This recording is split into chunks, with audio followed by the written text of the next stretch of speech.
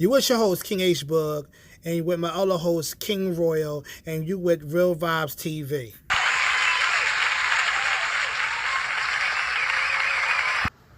Welcome, y'all. So listen, this your boy King H Bug, and it's about to get down and get crazy. We're gonna be talking about music. We have a young, talented person that's in the studio right now. So he's going to share his information. He's going to state his name, and he's going to explain why he loves music. And there's going to be some real crazy hot topic questions. Hey, what's up, everybody? It's Kamal here.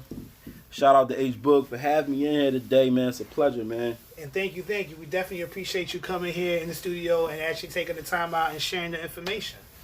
No doubt, man. So I heard that you like music. Oh yeah, for sure. You always, I always hear you sing a little stuff on Instagram, sometimes on Facebook. But a major thing that I learned about you is you like playing the piano. Yeah, a little secret talent I pull out here and there, but yeah, the piano is my life actually. Okay, so how many years you been doing the piano? I want to say about 10, 15 years now. Okay, 10, 15 years. It started out. My grandmother had a piano in her living room. Okay. So she was one of them strict grandmas, like take your shoes off. You know what I'm saying? So I always thought that I couldn't play the piano or she was gonna say something. So every day before she got off work, I had a 2-hour grace period. Okay. I would go on the piano and just try to play whatever I could that I heard on the radio. That's how I learned how to play by ear. Okay. I actually can't read music. I just hear something and I play it within like 10 minutes. So you multi-talented. So, I always like to ask questions. In your era of growing up, who was the artists that you listened to, or did you used to listen to any kind of music back then? Oh yeah, for sure. Well, growing up, when I was a youngin', before I was like 10 or 11 when I started playing, I was always listening to the oldies with my aunts. Okay. A lot of aunts, my mom, Smokey Robinson, to Freddie Jackson, Stevie Wonder. Okay. So I'm more so of that vibe. Okay. I mean, I love the era now, but I'm more so classy vibe. Yeah. Basically. Yeah. The classic musics exactly. that your mom and grandma or mom and dad was in the house turning the music up and say, "Young boy, you don't know nothing about this." And you're jamming back and forth, and you looking at them like they tripping. But then the line when you got older, you kind of understand the concept because the music was about bringing people together. Yeah, exactly. Actually, when we're going through the rough times, like right now, how we're going through stuff now with Trump and all this exactly. We don't have those artists. We don't have no Marvin Gaye's or anything like that. So, and a lot of this new era is more about displaying women and getting money. If you ain't getting money, this is not the wave. Well, back in the day, it was about love. Exactly. It's about keeping the family together as a unit. You hit it right on the nose. So if you had a choice right now, who you feel like would be the new wave to you right now, music-wise? Like, who you feel like, their level is really crazy right now? I got a good one. It's a young cat. He out of New Orleans, I believe. Okay.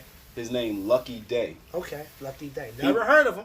Right. He said you made me look him up. No, look him up. He got this single called Roll Some More. Okay. And, really talented dude. Okay. And, his whole visuals with his videos and everything. It reminds me of more of a Marvin Gaye type. Okay. You know what I'm saying? That's what's up. So it's crazy because now when you look at that,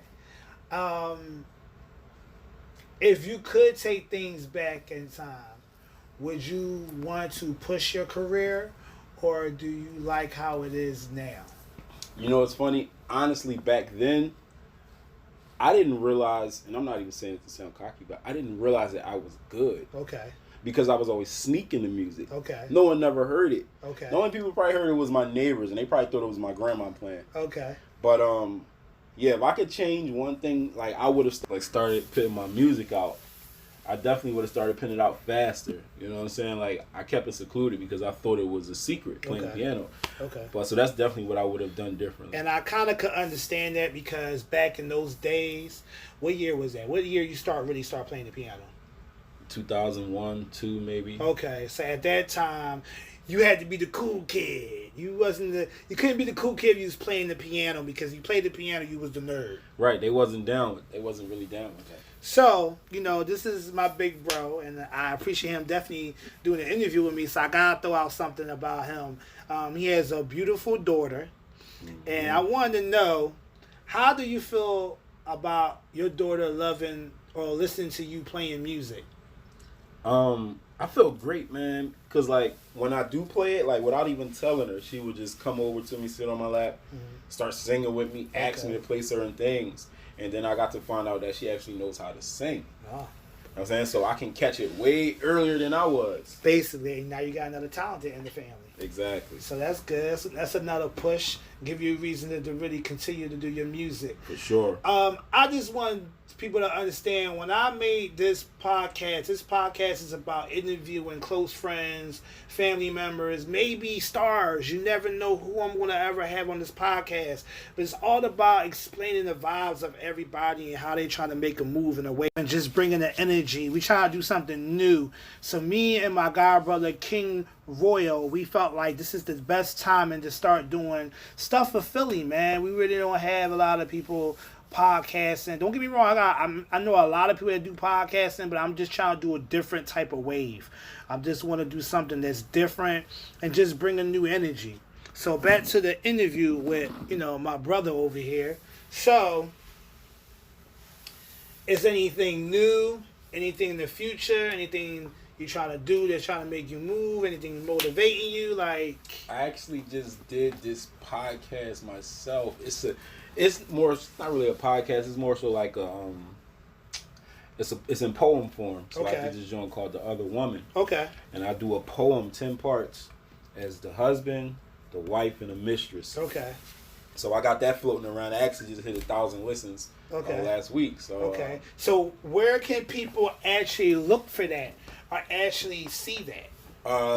Well, if you got an iPhone, you can go on the iPod app. Okay. I mean the podcast app. Okay. Just type in Kamal's Mind, Kamau. If you got Android, you could go to the Google Music from there and just type in Kamal's Mind. Same thing, Kamau Mind.